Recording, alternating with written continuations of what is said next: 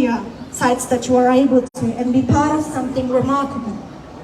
Now, without further ado, I'd like to invite our first speaker, the Honourable Chris Bowen, Minister for Climate Change and Energy, to share a few words that he has prepared.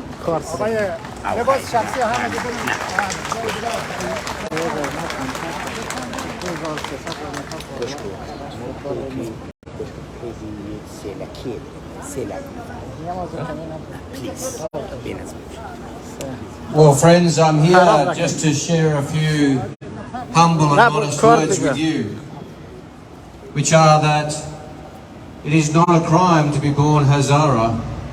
It is not a crime to be born a young woman. And there can be no penalty for not committing a crime. And the bombing which we saw, the attacks which we saw on the 30th of September happened in a busy and crowded world, but we cannot let that fact mean that the world does not come together as you are today and as we join you today to say it stops here. The young girls we see here in Australia can study, can dream, can plan to be anything they want to be. Doctors, lawyers, architects, mechanics, carpenters, whatever their dream is, football players.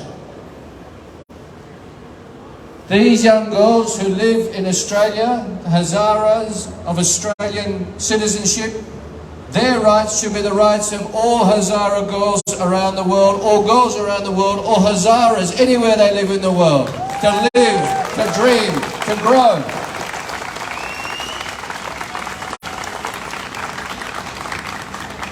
I read the diary entry of one of the victims of that bombing.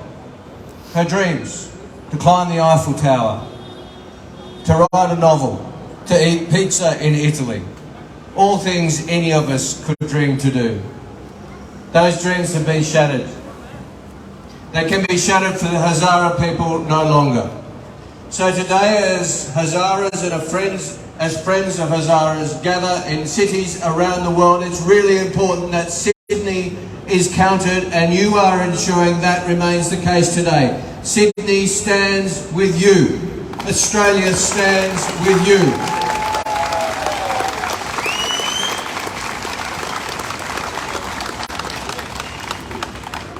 There's much good news, there's much bad news around the world.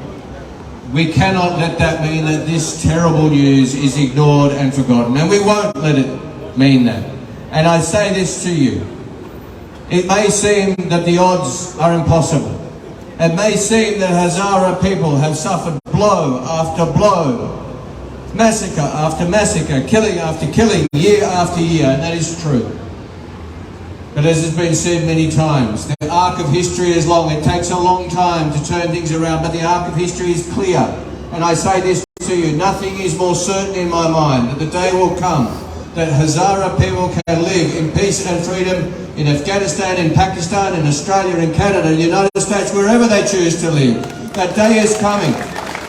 Our job, my friends, is to ensure that day is tomorrow, to ensure that day happens sooner than it would otherwise occur. That is our job. And I say to you, you will always have friends in the Australian Parliament. You will always have people willing to stand up for you and Hazara people everywhere.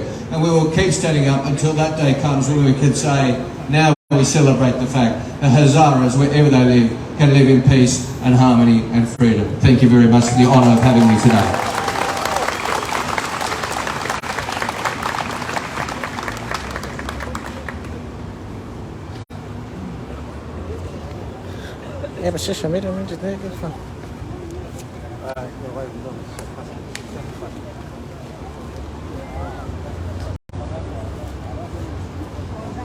Thank you, Honourable Member Chris Bowen, Minister for Climate Change and Energy, for being here today and standing in solidarity with Hazaras. It is extremely important that we have the support of our political figures, especially as Hazara Australians.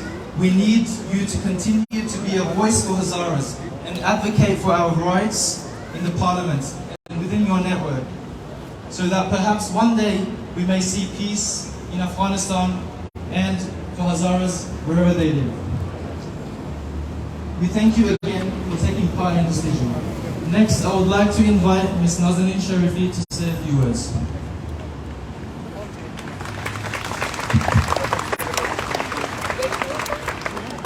Good afternoon, everyone, and thank you all for being here today.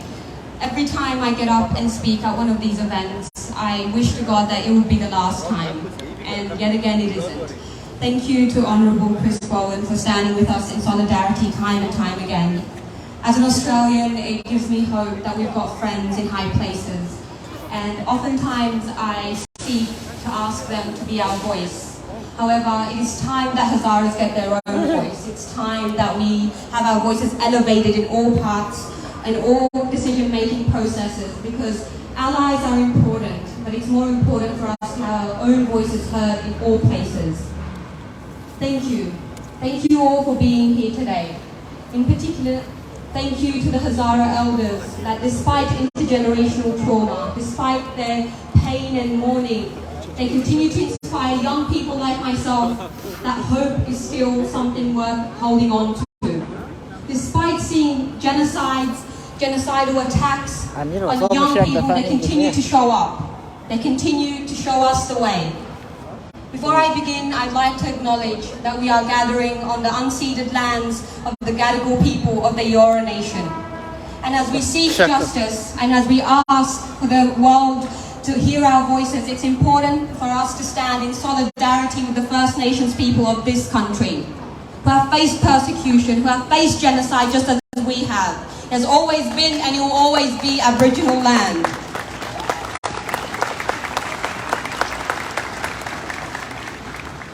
I almost feel ashamed to send my condolences to the families who have lost young ones who are younger than me. Young women, young girls who wanted an education that I have. I feel ashamed to send my sympathies, because for far too long the world has sent just that. They've sent sympathies, condolences, but nothing more. So to the families of the 57 or more young people who have lost their lives, I am sorry. As an Australian, as a Hazara, and as a citizen of the world, I am sorry that the world has forsaken the Hazara pain. We are gathering here today, as mentioned, to raise awareness, to speak out once again about a heinous attack that has attacked young girls in particular. Hazaras have been the target for more than 100 years, but more recently under the Taliban regime. The impact of these attacks are not just immediate. It is not just a loss of life, it is the loss of dreams, of hopes, and of progress in Afghanistan for years to come. The killing of these young people are not just against Hazaras. They are not to kill Hazaras alone. They are to prevent another generation from seeking justice. It is important for us to ask, why do they continuously attack Hazaras in educational institute? When they did it at Kawthar Education, when they did it at Sayyid Shuhada School, we need to ask ourselves, why is it they are attacking our educational institutes? Is it because Hazaras for time and time again have realized that the only way to seek our freedom is through our education? Is it because they've realized that Hazaras will no longer be silenced into submission and we will have our voices heard? They have attacked Hazaras in educational institutes because they know. They know that once Hazaras get educated, once they have used their education to raise our voice, that we will demand better. We will demand freedom and justice and equality. And the consequence of the silence that the world gives us in return is dire. The world stayed silent when they killed us in masses in 1990s. The world stayed silent when they killed our youth time and time again. But we say no more. We don't want to gather again like this, demanding that a genocide be stopped. It is shameful that we have to beg for our humanity, that we have to beg for our existence. And this dichotomy that has been built that Hazaras are minorities and our pain does not matter is the very reason that the genocide continues to happen. Everyone in Afghanistan, all ethnicities are the same. Hazaras are not the minority, and if we continue to speak as such, our pain and our suffering will continue to be marginalized. I think it's important for us, in particular the young people, young Australians who are here, that we take action. We have the privilege, not the privilege actually, the basic human right of education, of safety, of dreaming of a better world, that we use this for young men and women in Afghanistan, young Hazaras who don't have that basic human right. It's important for us to use that education to pursue parts of politics, of diplomacy, to ensure that we are making decisions for ourselves, so that other people are not making decisions for us, so that people are not attacking us at every stage, preventing our path to success, to freedom, to justice. And that's why it's so important, beyond anything else, to be proactive. Events like this should not be the first time you hear about the Hazara genocide. Events like this should not be the first time you stand up. Because events like this continue to happen year on year on year without any change. Demand better. You can. You have the ability as young people to want a better world for yourselves and those around you. And if we continue to be reactive to these attacks, nothing will change. And Hazaras will continue to face the attacks they have had to for the past century and more. And to our allies, I thank you time and time again for showing up, for coming out, for listening, for hearing, and for taking our voices. But it's time that we empower the voices of young Hazaras. Hazaras who have fought to be here, whose parents have gone through hell and back for them to continue an education. It is time for our allies to give us the space to make the decisions for ourselves. Because Hazara genocide doesn't just happen in Afghanistan. The continual impacts of genocide happen in Australia. When we have TPVs, when we have shared visas continuing to impact Hazara lives here. You want to help Hazaras? Give them permanent residency. You want to help Hazaras? Give them a path to become Australian citizens. Because while we appreciate you standing in solidarity with us in rallies like this, we are not doing this because we want to. We are doing this because we are tired. Our parents, our children are tired of constantly having to be bombarded by the news that more young people have died. And young people don't just die in Afghanistan, they die in detention centres, they die here because the Australian government doesn't give them the opportunity to become citizens of this country. Sydney, Australia. So to our representatives here from all levels of parliament, you want to help Hazaras, whether that be here or overseas, start at home. Start where we can. Advocate for better immigration policies. Advocate for better temporary and permanent residencies. Because as far as I'm concerned, Hazara genocide has intergenerational impact. It impacts me as a first-generation immigrant Australian. And I know it impacts so many young people like me who have to constantly be at the forefront of advocacy. So I implore you all to use whatever privilege, whatever power, whatever position you have to continue advocating for Afghanistan, and in particular for Hazaras in Afghanistan, but also for Hazaras who are suffering at the hand of oppression and oppressive systems everywhere, including Australia. Thank you for being here. I hope I see everyone under better circumstances, and I hope we don't have to constantly rally like this. And until next time, I hope Hazaras have a better world to live in, and Hazara young people live in a world where they are accepted for who they are. They have dreams and they have aspirations, and I hope I get to grow up in a world where I get to see my young fellow Hazaras follow their dream just as I have. Thank you, and I hope to see you in better conditions.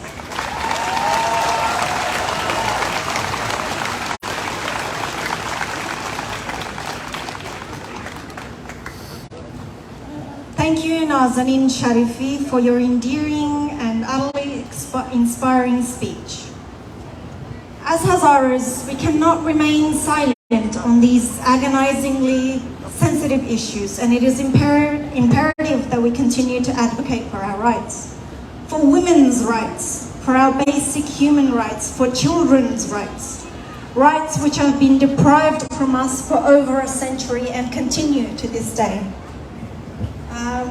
Now I would like to call upon Ms. Zainab Khawari to come to the stage and share with us some thoughts she had prepared regarding the question of who are Hazaras. So please welcome her to the stage.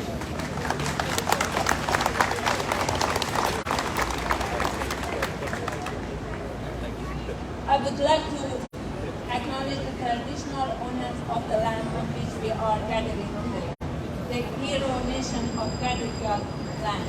And I pay my respects to dear elders past and present, always was and always will be Aboriginal land. Today we are speaking out against the continuous genocide of my people. Last week, once again, a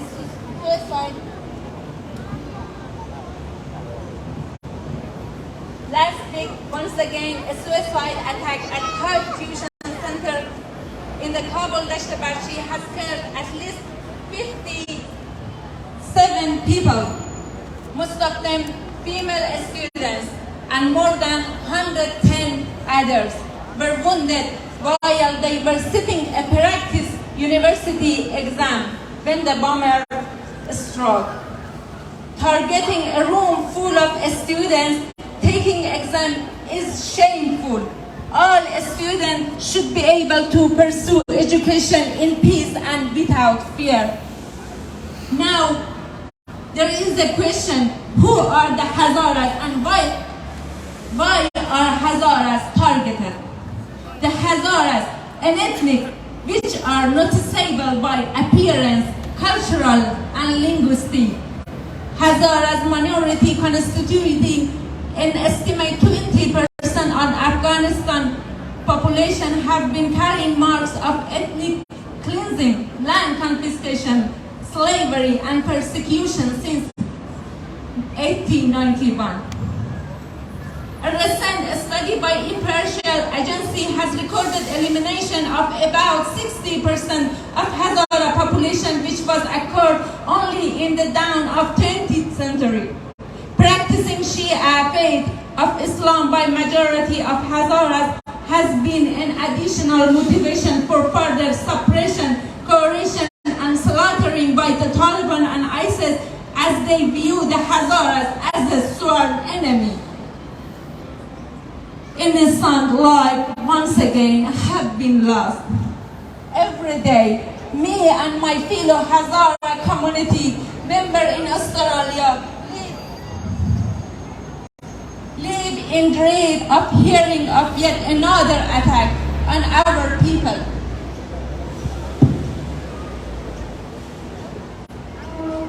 When will this genocide end?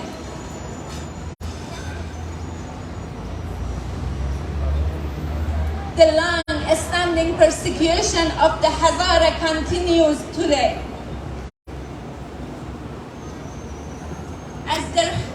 As there has been a recent resurgence of attack on the community, Hazara schools and religious sites have been bombed, medical clinics targeted, and Hazara civilians murdered by the Taliban or ISIS.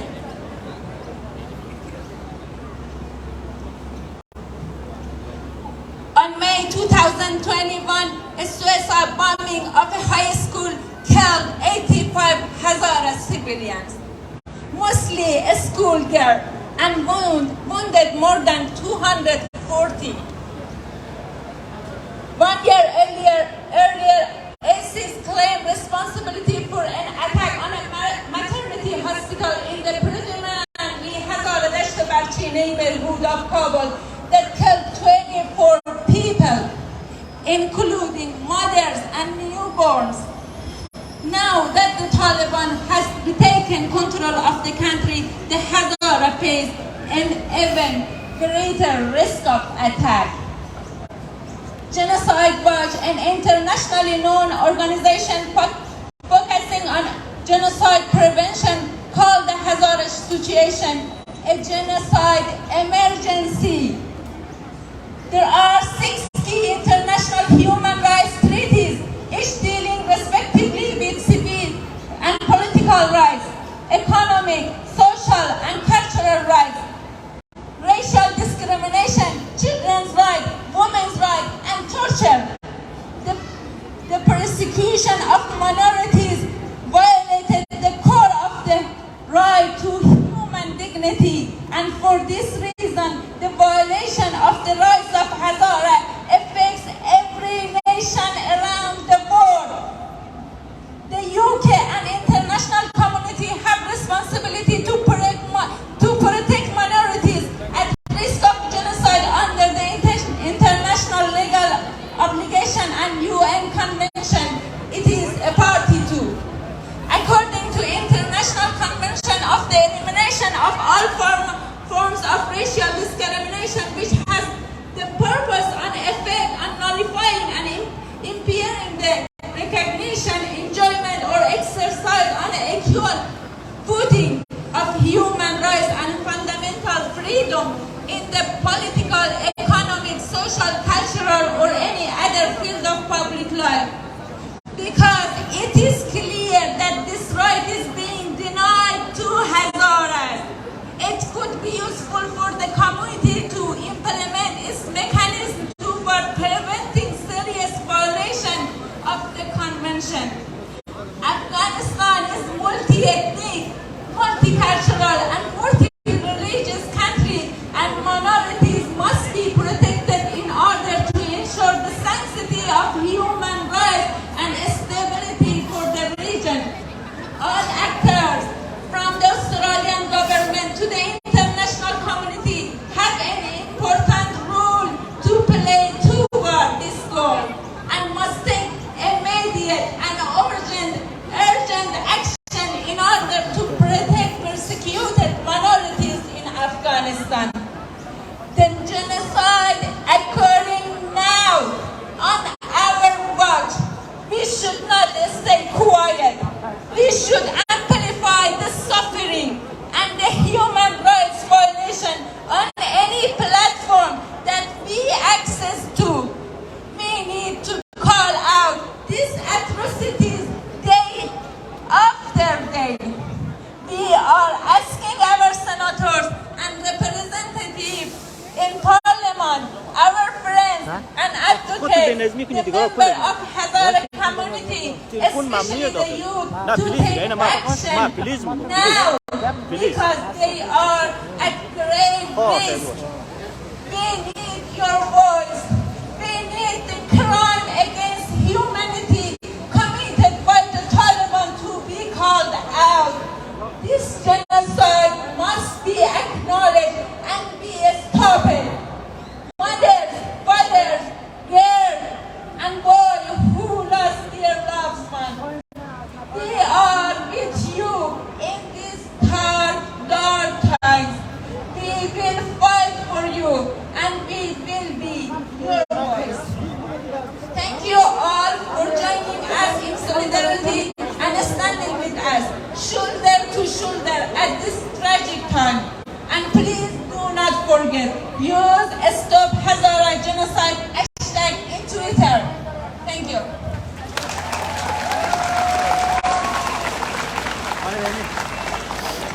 Stop! Stop! Stop! Stop! Stop! Stop! Stop!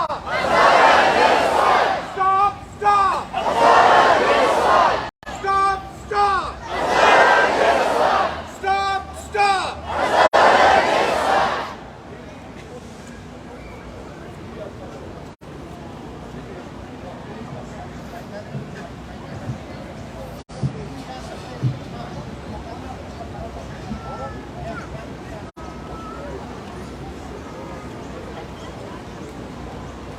Thank you, Ms. Zainab Khawadi, for your very moving words. It takes courage to raise your concerns and even more courage to stand up for millions of people, particularly women and children, who are at the forefront of systematic persecution and genocide.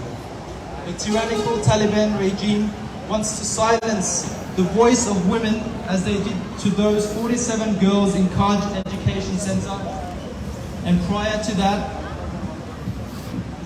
the young children in Sayyida Shuhada School, and prior to that, the attack on students studying at Kabul University, and countless other attacks on Hazara youth. Our common enemy is trying hard to take education away from us for the sole reason to silence us, because they very well know that with education change will come. As Nelson Mandela said, education is the most powerful weapon.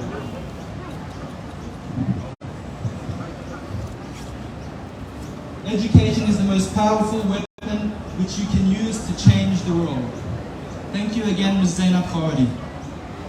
Now I would like to invite to the stage Ms. Zainab Khawadi's son, who will say a short poem. Please welcome Yama Khawadi to the stage.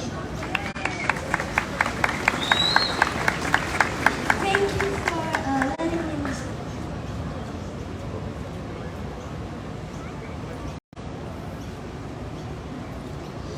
Paper dreams of my sister. Dreams of my sister on paper. She had a dream of Eiffel Tower. I dream of my sister, unfinished dreams on paper. I tried to see what she was dreaming of when she was alive. She liked to go cycling once, one more chance to walk in the dark. My heart is aching for you. My tears constant flow on paper, on faded paper. It is getting harder to see with these fading eyes. It is getting harder to see this fading paper. Thank you.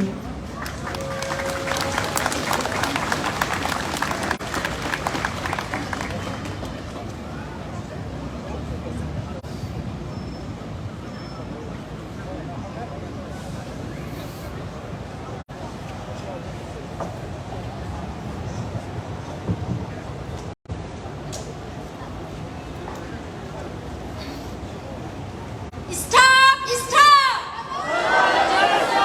Stop! Stop! What do we want? What do we want? Peace! Peace! We want protection! Hazaras need protection! Hazara want protection! Stop! Stop! Stop! Stop! What do we want? Peace! Peace! Stop! Stop! We stand for what? We stand for justice! We stand for justice! We stand for justice! Stop! Stop! Stop! Stop! What do we want? What do we want? Peace! Peace! Ethnic hatred! Ethnic hatred! Stop! Stop! Stop! Stop! Justice! Justice is our right! Seeking justice is our fight! Can you repeat with me, please? Justice! Justice is our right! Seeking justice is our fight! Justice! Justice is our right! Seeking justice is our fight! سکوت خیانت است! سکوت خیانت است! نسل کشی جنایت است! نسل کشی جنایت است! همه با هم سکوت خیانت است! سکوت خیانت است! نسل کشی جنایت است! Justice, justice is our right! Seeking justice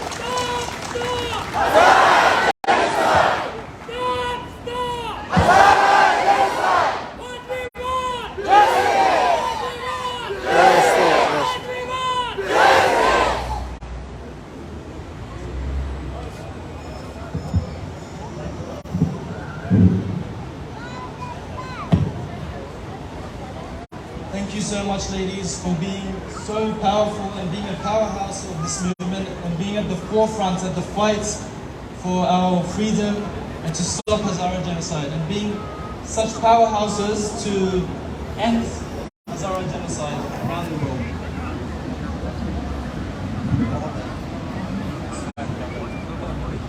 I would also like to thank Yamajan for his poem, and I just wanted to add, Yamajan, that you are the future of our people. It is truly inspiring to see young boys and girls participate in such important causes. Our pain, as Naz mentioned, is intergenerational. Our trauma is intergenerational, and it all stems from the genocide our people have faced throughout history and continue to face to this day. Afghanistan is not safe for Hazara children. As Hazara Australians and as community leaders, we must take action, and we must take action now. For our future, for our children's future. Thank you again, Yamajan, for your poem. At this stage, I would like to invite Councillor Lisa Lake, Mayor of Cumberland Council, to the stage to say a few words. Councillor Lake has been extremely supportive of the Hazara community, and we are honored to have her here today in solidarity with Hazaras. Please welcome Councillor Lisa Lake.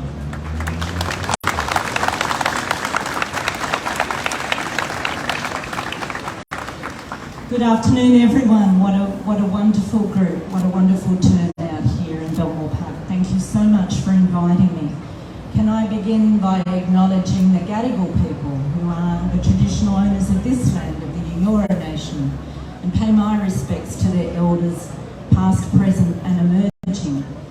Can I also acknowledge here my colleague, Councillor Diane Coleman, who is also shares with me Cumberland Council and the work from our local government area. Diane and I have been political women for at least 40 years, and we have never feared for our safety. We have never known the fear that us standing on a stage speaking to a group of people in a park could cause personal safety issues for us. And so we feel very deeply and strongly about today's cause. Can I also acknowledge Mr. Zaki Haddari, who thankfully rang me yesterday and asked me if I would come and join us today. And can I acknowledge the work of Amnesty International in bringing a lot of these issues to light. So on Friday, 30th of September, the world witnessed yet again an attack on innocent civilians. And today, we stand again in solidarity to mourn the loss of 54 people, most of them innocent, school-aged boys and girls.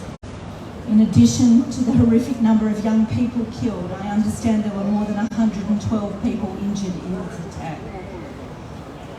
The Hazara people have long been persecuted in Afghanistan, and this, as we unfortunately know, is not the first attack on this educational institute. The first in 2018, when 40 lives were lost and more than 70 were injured. I'm here today to speak on behalf of the Cumberland Council community, all of us, to convey our condolences to all Hazara people and to the many families that have lost their loved ones. I commit that my council will continue to advocate for the Hazara people in Afghanistan and their family members here in Australia in an effort to bring them hope and security and peace. I stand with you here today, and the Cumberland community stands with you here today as we condemn the attacks and those responsible. Thank you for having me.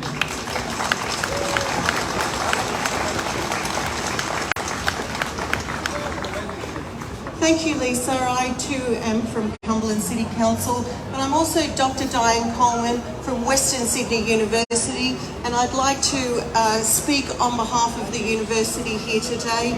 Last year, one of my students, Reza Nasiri, invited me to a vigil when we lost the schoolgirl